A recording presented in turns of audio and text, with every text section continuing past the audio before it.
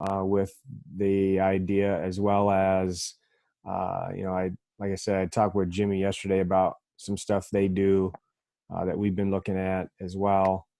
I'm just looking for ways basically to minimize rotations. That's what I'm looking for. I think the hardest thing to guard is the long closeout. And so Yeah. I'm trying to find the best ways to minimize and reduce as many rotations as possible. So just trying to gather information for me. Yeah, and for me, I think that format would be great. Like I said, we moved through a couple clips a little bit fast last time, so I'm looking for it right now. But I had some questions that we didn't even really get to because we went on to the next clip. So it'd be cool, I think, to just go sort of individual and have discussion on each. Okay. Cool. Well, let's just talk about this. I think we could just talk about the specific situations that are happening instead of trying to take it from um, Todd's perspective the other day.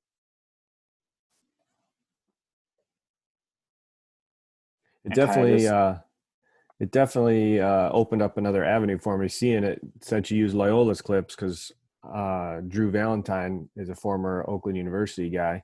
mhm. So I actually contacted him, and I'm actually talking with him on Sunday afternoon, kind of talking through what their philosophy is, what the little twists are as well. So it's been good. Nice. Yeah, I remember when I first like kind of not heard about icing, but I was really intrigued. Like the first kind of time like it started kind of like being a real option. Like I was really intrigued, wanted to put it in all the time, and then just people are getting smarter about attacking it.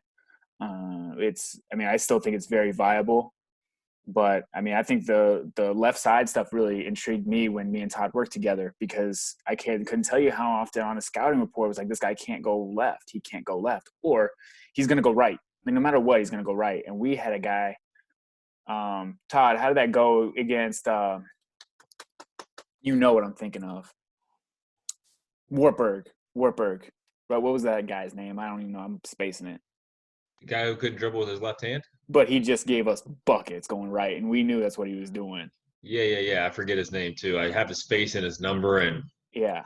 I'm having a nightmare, but I know what you're talking about. But he just would we knew he was going right. We knew it. So I'm like, Todd, why don't we just put it in to where nobody's going to beat us really going left? Like, we don't have to worry about that part of the scouting report because I felt like that was half of the scouting report. It was like we labeled everybody driver, shooter. We almost needed to have another label. This guy's only going right. So that's how common it was. So this is that's why it kind of led my thinking to something like this. So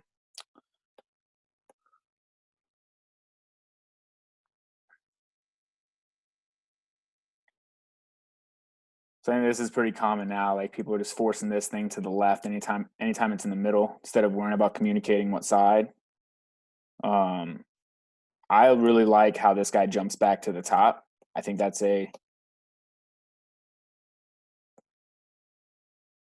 big time move right there, just to make sure that person stays. Like you, one of my big things, I think that if you're able to predict what your teammates are going to do, that's super valuable. Like I know that this guy, like if this big knows,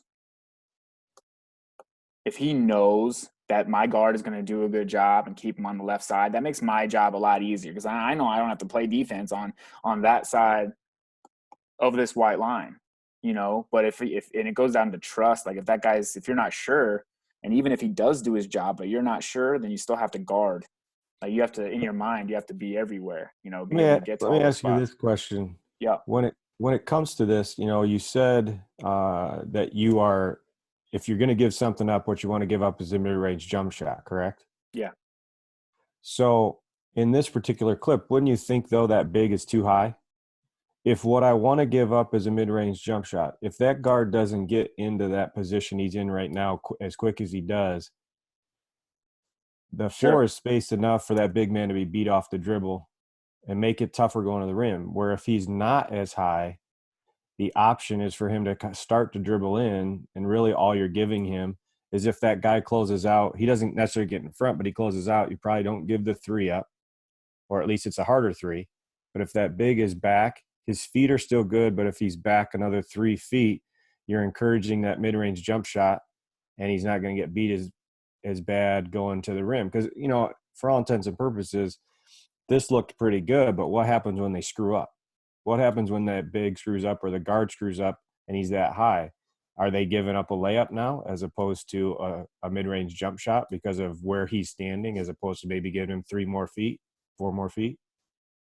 Yeah, I think the mindset is, and I mean, obviously Todd's here. We kind of talked about through this together. But if you're going to consistently make guys make plays with their left hand, that's also playing in a situation that we would want. What we did like about this is that this big is really good. Like, you could just watch him and get tons of information, like just from teaching points. Like if he couldn't be this high, like if he couldn't be that high, yeah, it would be layup, layup, layup. But he's so good, but he's putting out this fire, as you will, right here, instead of, I mean, what's the expected points per possession right now as opposed to right here? And I guess if that's the case, I mean, why not just keep him in the hole and don't ever leave him out in that aspect? And maybe you do get into here, or even right here. Let's say he's high and you throw it back. If you're way back here, any action that goes over there, you're so far behind that eventually you're giving up great paint touches. It might not be on this action, but maybe the second action and into this third action, you're giving up a good shot. That's just one thought. I agree with that. My thought is if he's back 3 more feet, it's possible mid-range jump shot contested. Short rolls taken away because of the angles right now. If the guy stops short, he's taken away on the short roll. If he goes all the way to basket, they do have a guy in the hole there. The only issue is maybe he goes and screens away and you're not in position for that. But for all intents and purposes, you're still controlling the ball first before anything else. And really, you've made it a 2-man game at this point. I do like the fact he's going left. I'm a little concerned him going left when he's on the right wing, because now he's going to the middle of the floor if we don't make it a 2-man game. So I'm just kind of – do you think the going left concept progresses the higher the level? So like high school it works, lower college it works, but do you think this going left concept would work if I'm high-end D1? I mean, I think so. Okay. I personally do. It's a tough pass to make with your left hand, your off hand. Obviously, I think the effectiveness goes down. Like, it might be more effective at those lower levels, obviously, but I think it's definitely viable. What's up, Todd? Okay. So, in talking to the staff at Loyola, with this big in particular, who he's clearly really good at this. He's just a high IQ guy. For him, not a real agile player. And he felt if he gave that 3 to 4 feet that you were referencing, Dennis, that now that ball handler could get a little bit ahead of steam, and he was going to really struggle even giving that space to now keep the guy off that drive towards the rim. So their theory, more based off what the player was comfortable with, was he wanted to get up a little bit higher than maybe you would normally want, because he thought he could stop the penetration and the drive before it ever happened, and then he could retreat as necessary. So ultimately, he's trying not to let him square up on him and go right. He's trying to keep him, just out of the. In this one's more of a. I mean, it's ice-ish, but it's kind of like a flat as well. He's just trying to keep him from getting ahead of steam. And then John and I got on a phone call the other day after the initial one from Houston Baptist, and he was showing me some stuff that he felt they had success with offensively to attack ice. We had some clips from Texas Tech.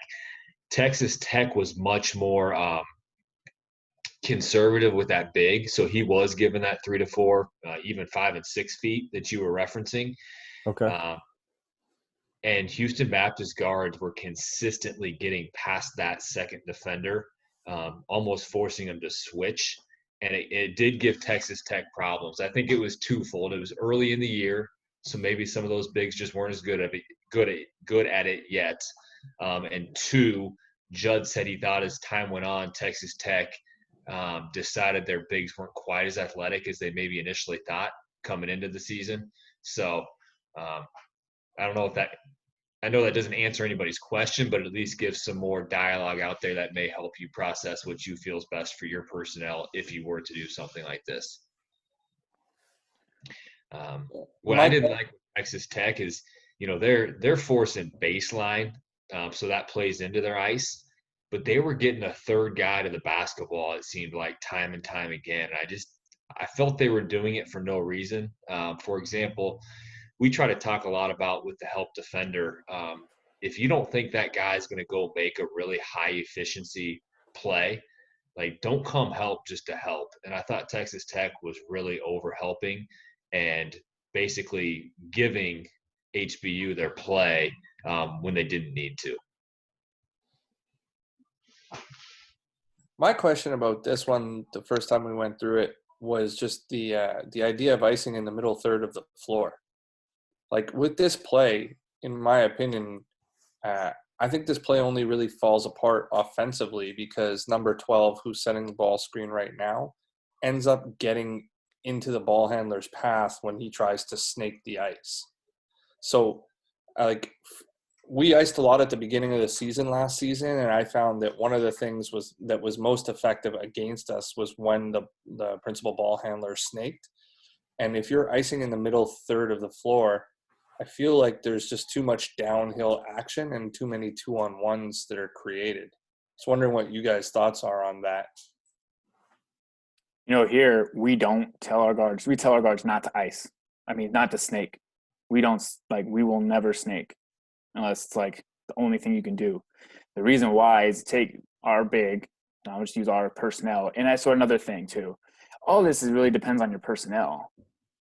We could all go into this doing the same variation of this with a different team and all be correct. Because it really depends on your personnel, athleticism, IQ, stuff like that. So, I mean, that's what I love about it. There is no right answer, and I could ask questions. But as long as you understand that whatever is going to put your guys in the best position to succeed is what's important. To that end, our big, personally, our two bigs were an extreme lob threat. If they were inside this area, like even like just out, maybe even outside the paint, that ball goes up. It doesn't matter if it's somebody or not. They're putting that ball in your head. So snaking took our roll man out of it. So if this guy comes in like he does in this clip, and he has to wait. So this guy's he's doing a good job, the big, in my opinion. It depends on obviously what your offensive philosophies are, but he's setting the screen now. He's getting out. Okay, he's probably doing exactly what he's told. But now if the guard's trying to snake it, you don't have to. I mean, he's running right into him. So if he holds it, which is if this is what you want to do offensively, he holds this screen. He's able to get to the middle. And maybe he can roll behind to this side, but he has to wait. But that gives this guy a chance to level this off, and it gives this guy a chance to get back in front and then look where the ball is still. So you're still in an okay situation. I mean, you're going to have special players that have special rules. Like, I bet you they don't do this when Kyrie sets a ball screen. I mean, maybe that'd be something good to look at. Like, how do they do it when Kyrie? Because Kyrie splits a lot of snakes, a lot of that stuff. So it really just depends on your action. And maybe this ball screen set up here would be even better because then you have room to snake it and still get downhill. And it's really just how what your philosophy is and what and how you go about attacking it. So the reason why we so that's the reason why we didn't snake them, because we wanted this guy to get out, because we knew that if that big was able to get anywhere near the basket and we had eyes from this help on us, on the ball handler, that ball just goes up and you could just start running back on defense because that's a 94% shot, whatever it is. Todd, refresh my memory. What would you have guys done on this previously before going with this new concept that you're thinking about doing? We had a couple of different coverages. We, our base coverage would be to switch ball screens 1 through 5 because we would full front the post. if we had a big like they have here that's not as mobile, we would be in our low ball screen coverage, which is basically he's just given more like that 3 to 4 feet that you were referencing, given ground. Um, there is an emergency if the guy gets absolutely drilled by the ball screener, and we have to make a switch. They could. The on-ball defender would have the freedom to beat it over the top or go underneath. Now, in scouting, we would encourage beating it a certain way for certain players or maybe certain teams. But I really try to stay away, like on ball screens, beating them. Like you have to beat it this way or you can't beat it that way. More so, we try to use the terminology of this is what we think our best avenue to beat it is. But at the end of the day, if you're on the court, maybe you're a half step behind and you decide as a player that I need to go underneath of it instead of over it, then we have to trust you out there. Now, if you're consistently making poor decisions, we might have to not play you very much, but we do try to give them freedom. Um, I really liked it until I guess this past year we got stretched. We just gave up way too much at the rim with the ball handler coming off a ball screen or off of a dribble handoff. Sorry, quick question. Is the intent going forward to potentially ice the entire floor and just be in different directions? And if it is to be in different directions, at what point do you think you would switch the direction in which you are icing? For us, our plan is going to be to only ice. So the left lane line, if you made that all the way up to half court, anywhere on that, quote unquote third of the court, we want to ice that. Anything else, we're just trying to force influence to the left, and we'll be in kind of that flat low show with the big. So our intent now is to not ice on both sides. Now, the coverages are obviously the same on either side. So it could be something down the road, whether that's this year or in future years, maybe we are getting really good at it. And that might be something we start to use as a scouting report situation or even a press type thing. Like, hey, first 5 minutes out of halftime, okay, we're going to ice on both sides. That'll depend on how much we trust our guys and how good we've gotten at it. But I think that's something down the road we could use as a change up if we desired. But for now, just on that third.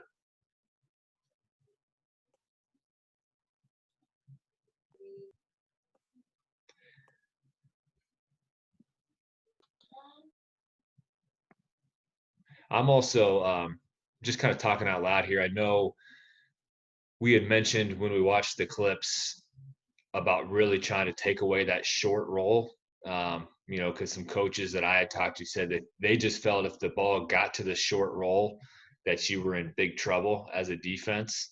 I'm not completely convinced that the short roll to the elbow, between the elbow and the 3-point line, like I'm not sure that I'm as concerned about that for our league as maybe some of the other teams. I like the idea of the 5-man having to play from 15 to 19 feet and trying to make basketball plays. Not that guys won't, but I just think about the teams I've coached. Most times that's probably not the guy we're begging to try to make those type of basketball plays.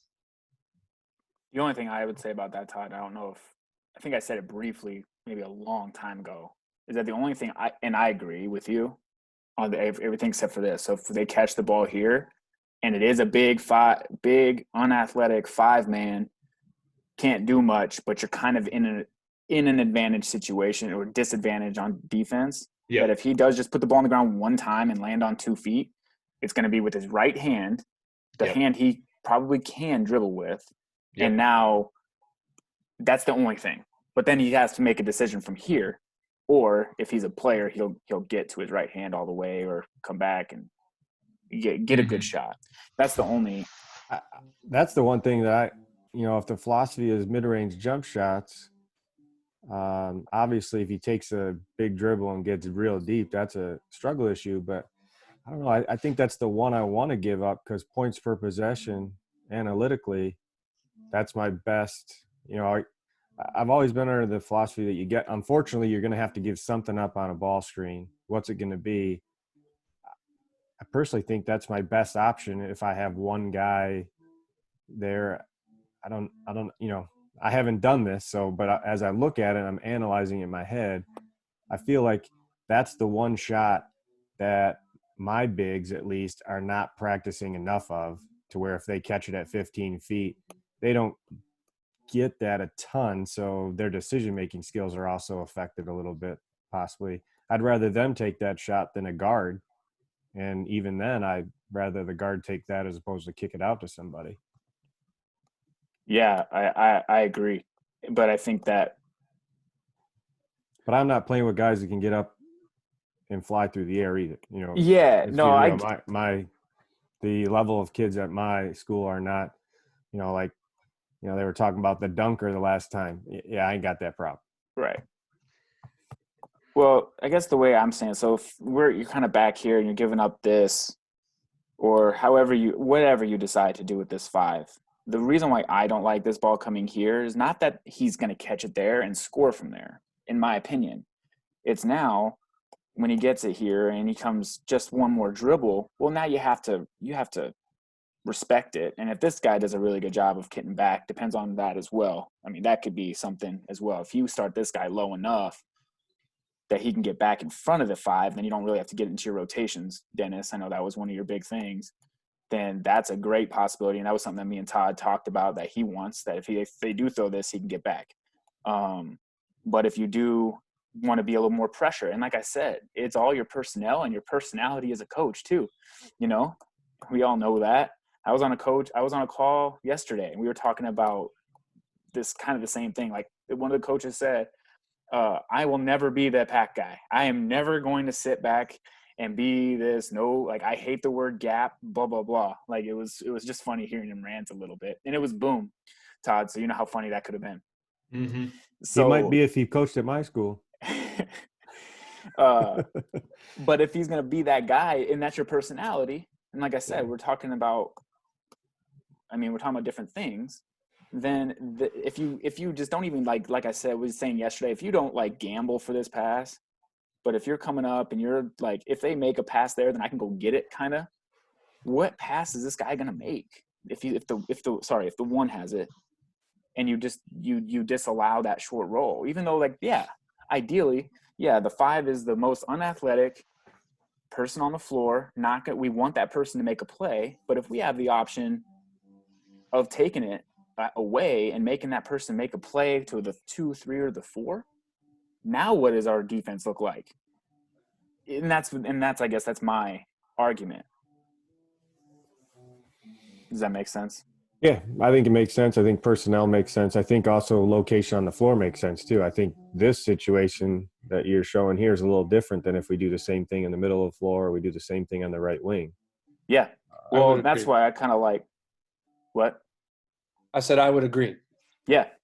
And that's kind of what I bring to, and this is also a little bit of feedback. Somebody wanted to get on the board a little bit more instead of using the same clip to show different situations. So we're going to try it.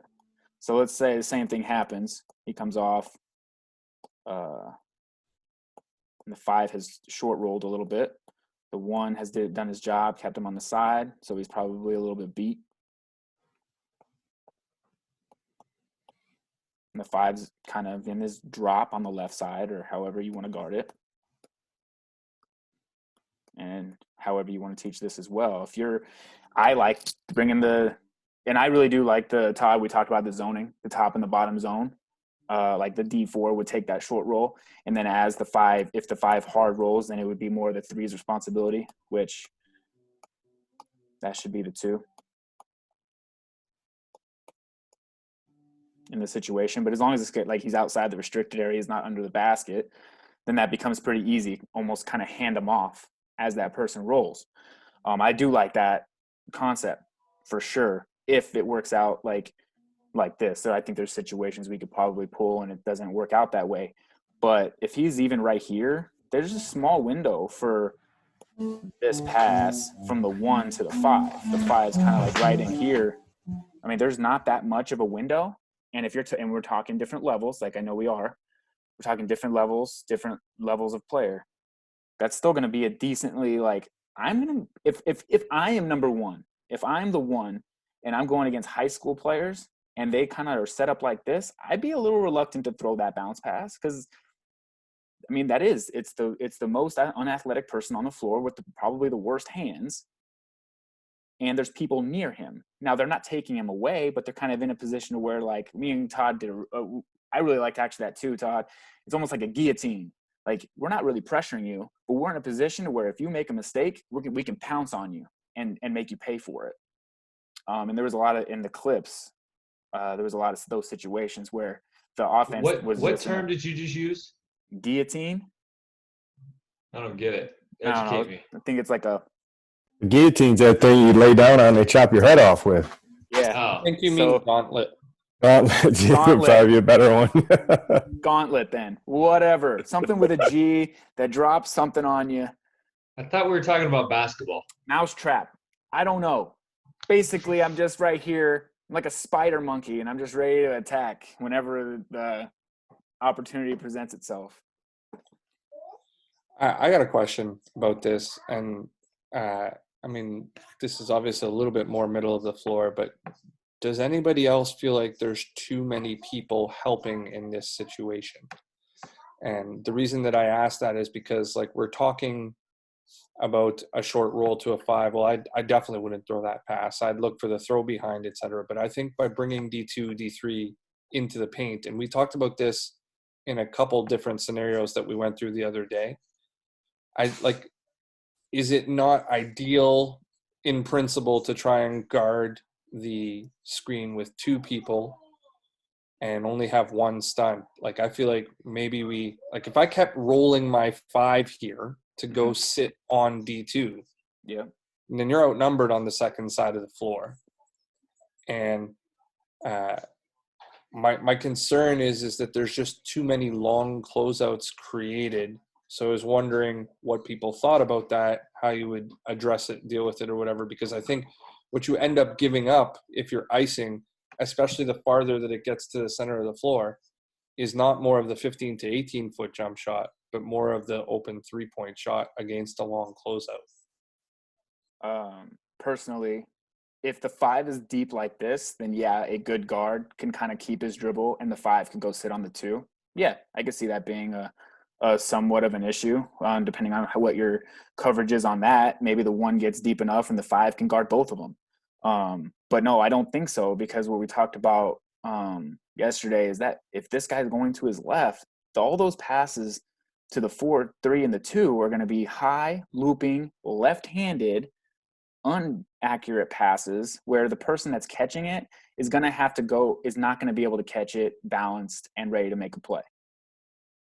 So even if you're not there, you're actually in a better position because you're not there and you're in a shorter closeout. So like, you know, it all depends on what your teaching points are. And I think it goes back to what I was saying earlier too. If I know that D1 is going to keep 1 on that side of the floor, it makes my job a hell of a lot easier to take away that 5. But if I don't trust that D1 to take away the ball, take away the right side, and I think this is, well, I don't know how I did that. And he comes under, and then the 1 comes back, now I might not even be there because I know that the 1 has a chance to come back, and now I'm kind of getting out, and now our defensive integrity is kind of compromised in that aspect.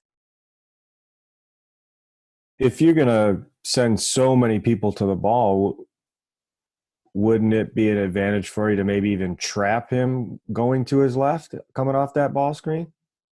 Would that help you some?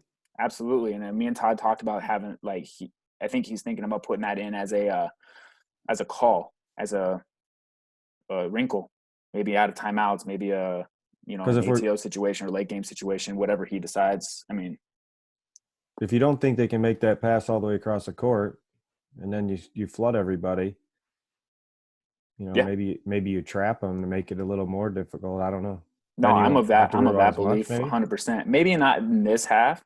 And what Todd was saying before about like that lane line extended, me personally, You guys all have volleyball lines. I would go volleyball line extended, just to give yourself a little bit more. It's just easier as a defense to be able to understand that. Like, I mean, that spacing is gonna benefit you a lot more than this area right here, because then the gray area becomes closer to the lane line rather than the gray area being closer to the middle of the floor. Finally made a good point, Matt. Now, a couple of things I would maybe chime in with that are, making my mind think a little bit are two things. Dennis, you referenced, I do like the trap concept in certain situations or depending on our personnel. But as far as bringing multiple guys to the ball, we don't want to bring any more than these two to the basketball, but we need, in this scenario, D2 and D4 need to be ready to come to the basketball and make a play. So they're trending that direction, but they're still in pretty just like what I would say are general help positions, like a shell drill would be almost. Another thing, if maybe this particular setup is really hurting us and we feel like we're getting D2 sucked in too often and they're spraying us with threes in the scenario Menlik was referencing, I think an adjustment could be as you ice this, or the coverage to the force left with D1 is, teaching or talking to D5. Like if he's not on a straight path to the rim for a straight line drive, to expedite his return and let D1 guard one-on-one. And if that guy wants to go finish, through a little bit of contact and body to his left, I can probably live with that. Now, who knows how that, and the bad part about this for me is a lot of this is what I think and what I want and what I'm anticipating. I just haven't gone through it to say, well, hey, that's a great point, and here's what happened to us. Here's how we tried to adjust. It worked great. Or, hey, here's how we tried to adjust, and it was awful. So here's what we went to next. I just don't have any answers or things we've tried. It's just ideas. At what point do you guys teach or want your D5 to go back to 5? X5 is what I would call them typically, but D5 here. Personally, it's funny. It was Tom was saying that. I think we're gonna have different answers, so I'll go first. What I really liked about watching these clips is how Loyola stayed on that top side and let that 5 stay in that gap. So, because as soon as that 1 slides in front of this one, now what does that give them? Opportunity to do? Go back right. If he stays on his high side and the 5 is able to stick in this gap, then yeah, we're still baiting him to throw it to the most unathletic person with bad hands, and we're loaded up on that side. But we know, and in my opinion, I think it's great if you're able to anticipate what your teammates are going to do. I know D1 is not letting the 1 back. So he's right here even. And yeah, he's putting a little bit of pressure on the rim. He might be coming. But now the 5 is right here in a great spot, like not going to get beat. But then the 1 is in a recovery this way. And what we did talk about, and actually, I don't know if we talked about this during the session, Todd. My opinion was, as soon as this guy makes a move back to the perimeter, then now that's when D5 can kind of go back, and then D1 can kind of guard that guy by himself. But as long as he's putting pressure on the rim, 5 should stay, and you're kind of rotating to him, especially if, in my opinion, if 5 is the only person that logically that person can throw it to on a line.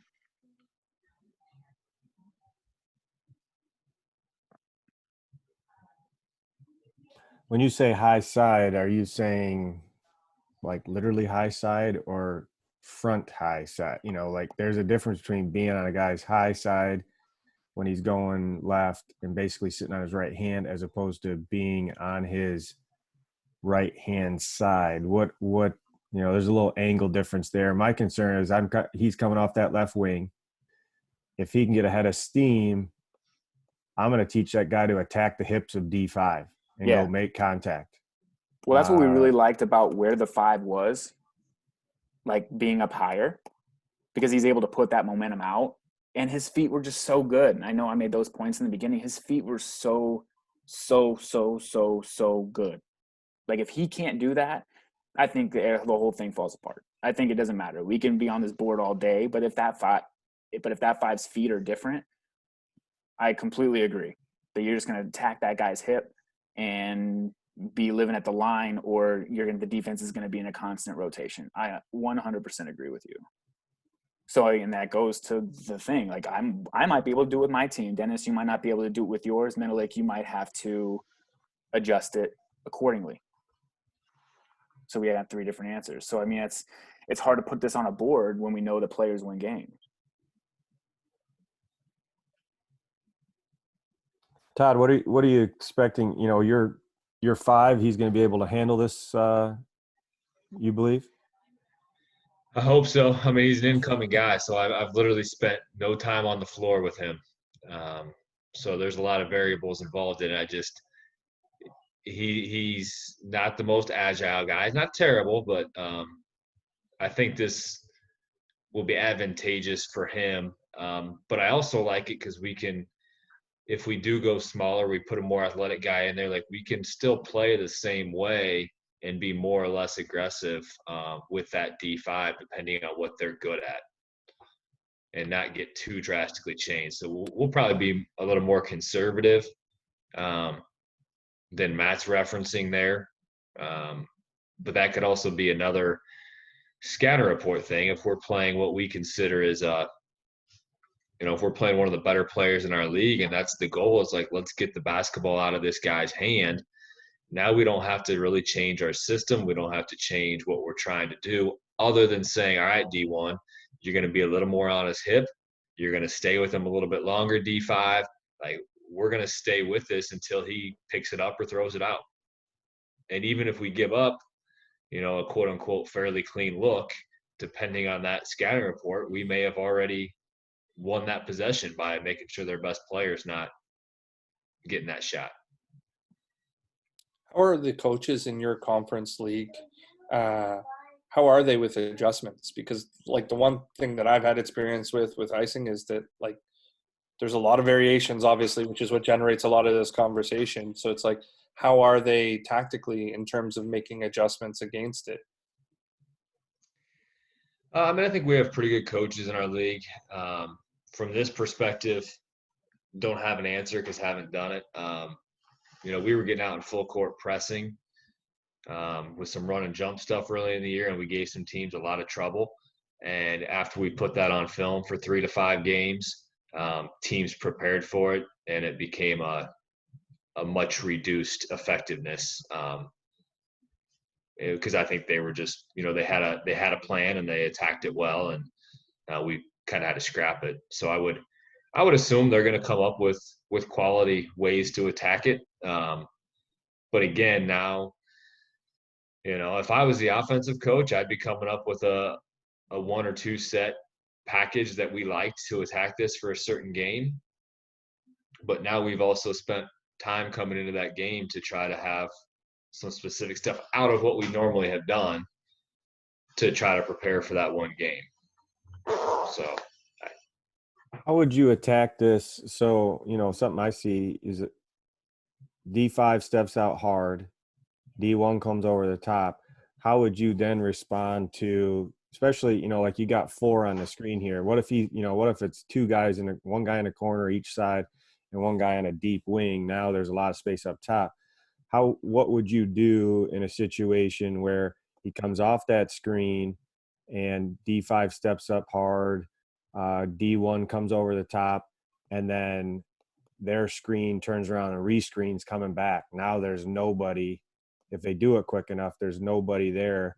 What are you guys going to do to respond against something like that? I mean, that if that happens, D1 has just lost us the possession. I mean, D1 can't let that happen. His only job and responsibility is to not let the guy get back to his right hand. If the guy goes a little straight line on him towards the rim with his left, there's help. There's help in the corner with 2. We won't face guard 2 in the corner personally. I know at the professional level, the corner 3 is pretty much a face guard for most teams. We're still going to have some form of gap conversation, a stun, a fake, if I think I can make a play.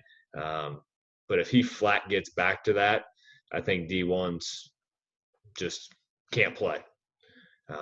We had the clip where it was on the other side, but same scenario, and he threw it back to him and then came for the dribble handoff. Yep. If we get really good at that, try to deny, or at a minimum, I would say blow up that screen, make that handoff really difficult to get back to it. And then our worst case scenario, if I decide as a defender, okay, I can't deny it. I'm too late to blow up this ball screen. Now I've got to make my next best play given the situation I'm in, which is to get underneath of it and try to at least make them settle for a somewhat contested jump shot.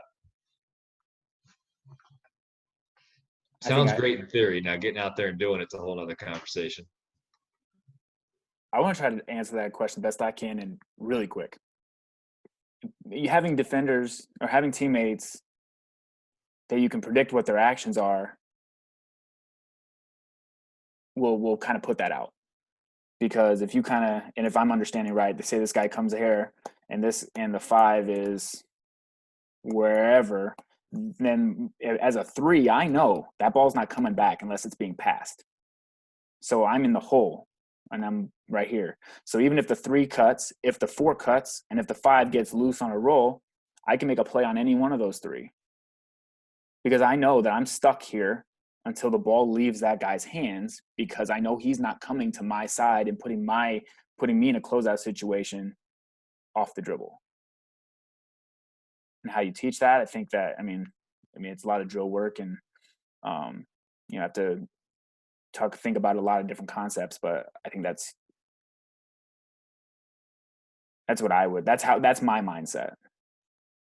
Having some kind of non-negotiables. All right, so then the big question is, scouting report comes out and the best guard on that team is left-handed. What are you going to do? Well, we went 28-1 this year. It was a good year. or 36-1, whatever it is.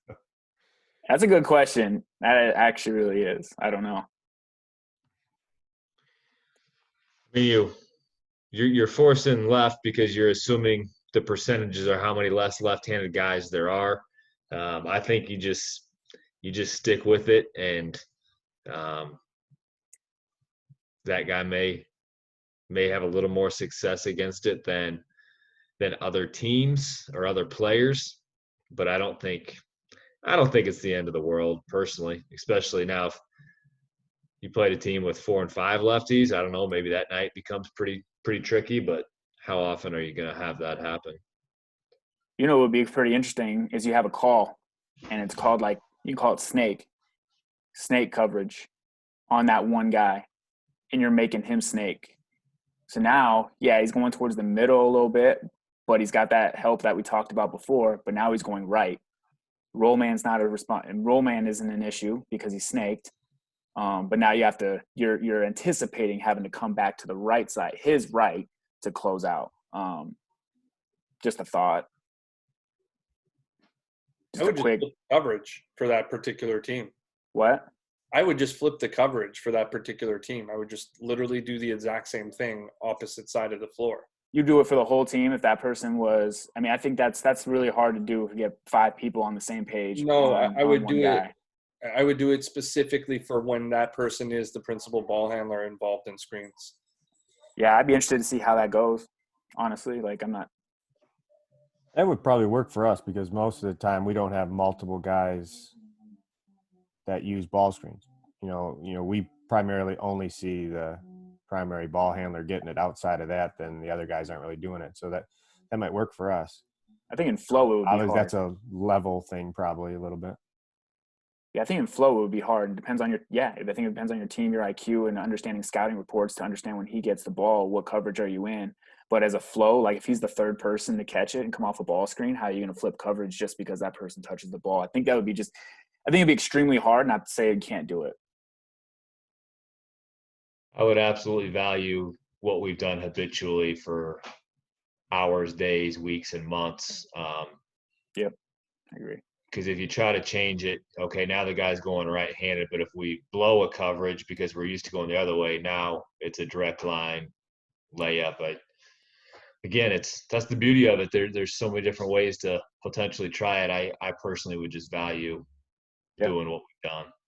I probably have to agree, because then those skip passes might be a little bit more on target, a little bit more on a line, but you're still making them make a tough pass, especially depending on your level, for sure. Depending on all that stuff.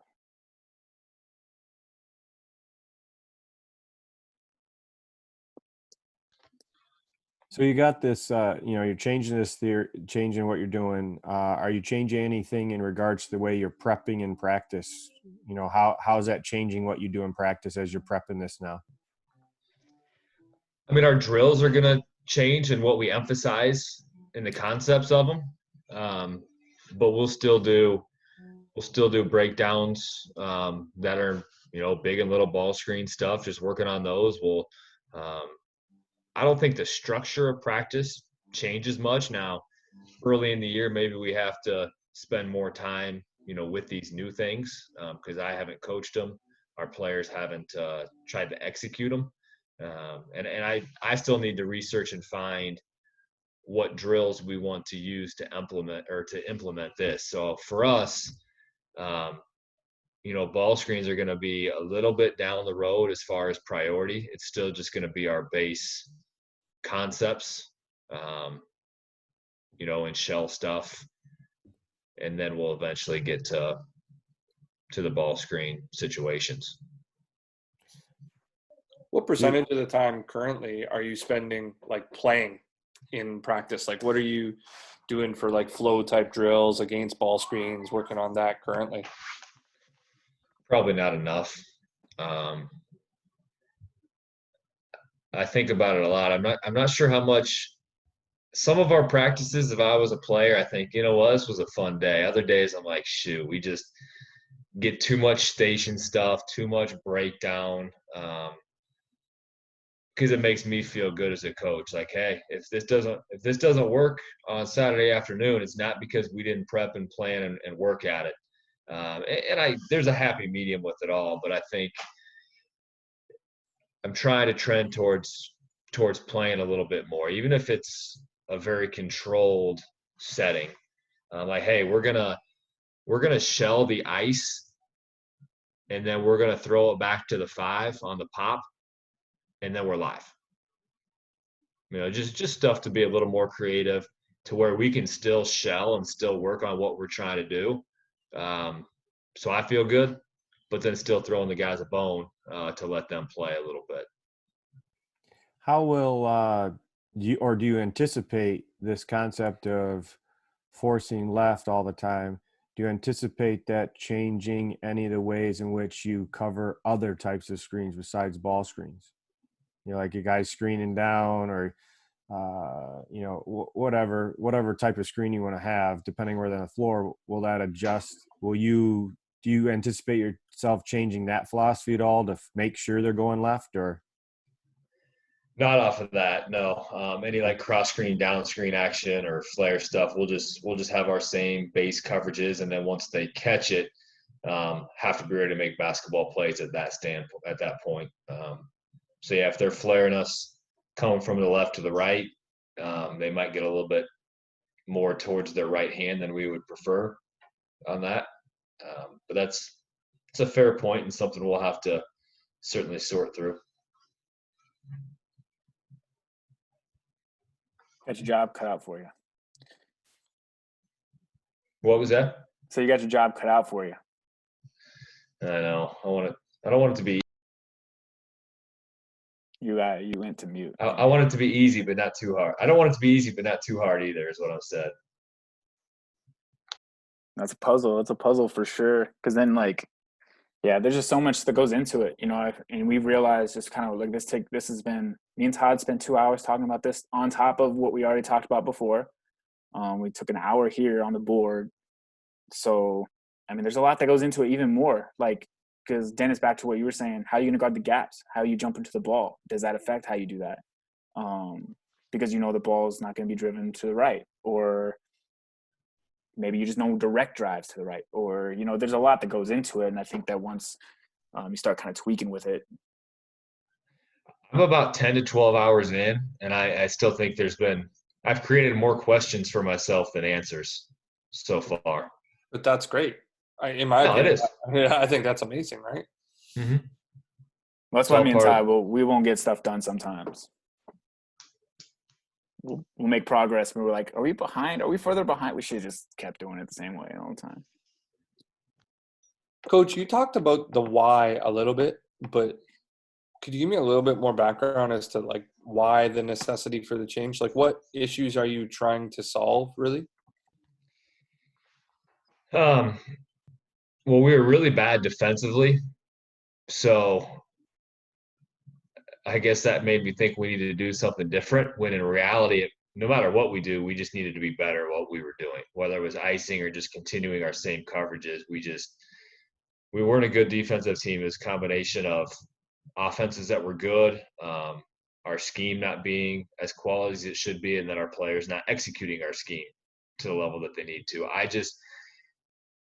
I feel each off season, and Matt and I talked about it a lot, was like, I want to do something different, and the only reason I haven't is the comfort level with what we've done before. Because we could be talking about our other system, and you ask a question, and I would at least tell you how we would cover that and why we do it that way. Not that it's the perfect coverage, but I would at least know what we were going to do and why we were going to do it. That's comforting.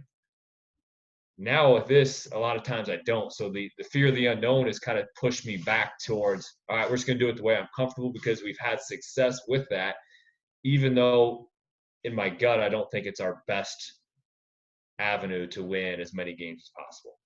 So I'm finally have talked myself into making the leap after a couple off seasons of maybe wanting to do something different. In the way that you have traditionally done stuff, do you have various coverages for different parts of the floors, for different scouts, for different players, or have you played things pretty traditionally, like this is what we're going to do, we're switching, or we're low show and over or something? Yeah, we would never do it differently based on the positioning on the floor. We would have different coverages with primarily just with the 5-man. We would either be in a low or we would switch that at times. And if very rarely, if there was a team that played like a true 4 and 5, we would sometimes low both those guys. So we'd only switch 1 through 3. So really our decision-making process coming to a game was, are we going to switch 1 through 4 or 1 through 5? Every once in a while, there may be a conversation of let's just switch 1 through 3. But after that, it was pretty much straightforward.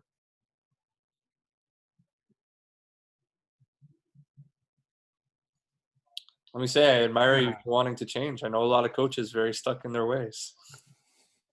I appreciate that. Yeah, I just want to say thanks. I love just sitting here and talking about this stuff. I got to jump off, but it's definitely sparked some thoughts in my mind. So I appreciate that. Good deal. Yeah, I'd be interested to hear what you hear back from Loyola.